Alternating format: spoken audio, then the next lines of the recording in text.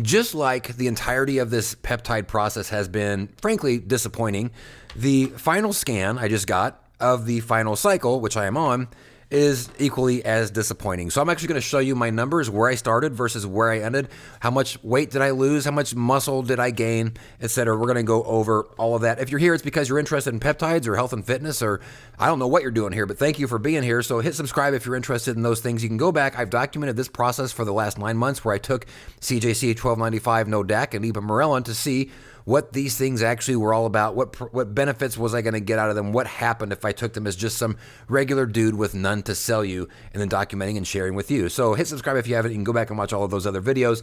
And by the way, I just got something new in the mail that I'm going to be starting a new series over. I mentioned this in a couple of other videos. I'll talk about that at the end of this video. But for now, what I want to do is let's get into the numbers. All right, so let's take a look first at where I started versus where I ended. And I guess this has actually been about an 8-month process for me. It's now almost end of October. We started in March. I started at 21.2% body fat, ended at 20.3%. So just under a percent decrease in body fat.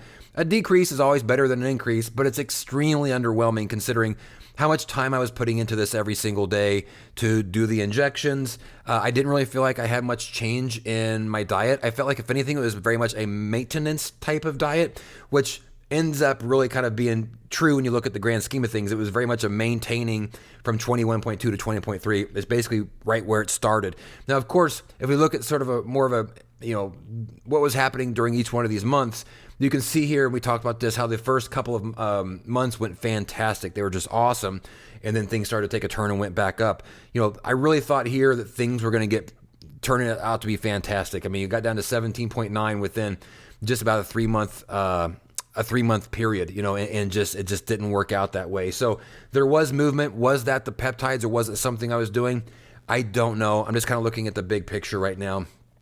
What's probably the most disappointing about this is the muscle mass is starting at 121 pounds, ending at 119. That's basically a 2-pound loss of muscle mass. Again, it's not a big number, and I certainly would have preferred it to be a 2-pound gain, but either way, it's somewhat negligible.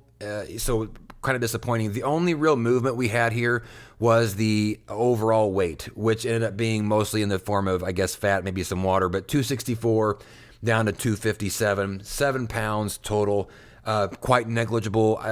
If I'm really hitting things hard, really hard, I could do that certainly on my own in a much smaller time frame, but I didn't really want to change a lot of what I was doing during this process to try to get better results. A lot of the point of this particular journey and experiment that I was on was I wanted to stay doing what I had been doing to see if the peptides contributed and made things better, right? So I didn't want to hit stuff super hard or really change my diet from what it had been. I wanted to let the peptides do the work, and I just didn't get any vibe that they were really doing much of anything.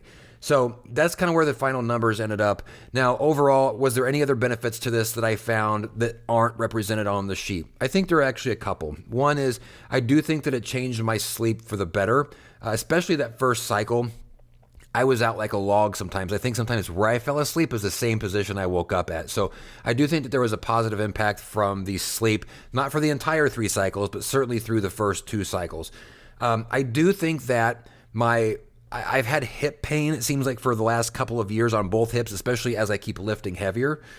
And I feel like that once I started this process, about halfway through this process, a lot of that hip pain sort of disappeared. I was having that hip pain sometimes just driving my car, just sitting there doing nothing, and it would just kind of start to hurt.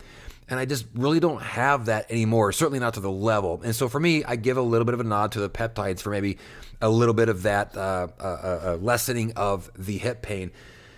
I do think that I am lifting heavier now than I ever have. So I think that the recovery aspect of the harder workouts that I've been doing, I mean, I've hit several PRs during this process, and now being 46 years old, the fact I'm actually lifting heavier weights now, part of it's a combination of effort, for sure, and being more mindful of the weights that I'm pushing, but I think that I am recovering better from my workouts, and I also give a little bit of a nod to the peptide for that, right? So some benefits here that are not necessarily represented on this chart or in these numbers, but of course, overall, I had some major issues health-wise with these peptides.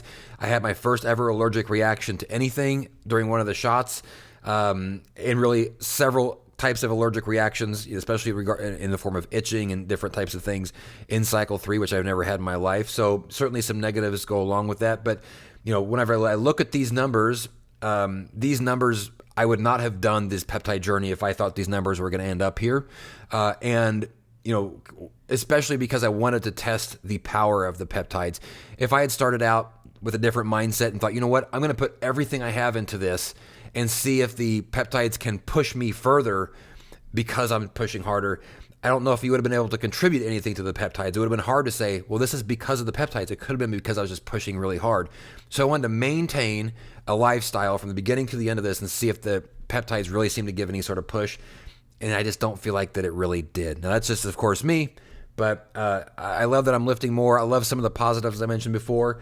But now it stinks. But unfortunately, here at the end of this process, outside of learning more about peptides, this to me was not worth the last 8 months of the financial impact or the physical impact to either one of these things. All right, so what happens now? So I mentioned this on one of my other videos that I was offered by my doctor, low-dose omnitrope, or HGH, and I went ahead and ordered it and actually already received it in the mail. It's in my refrigerator upstairs.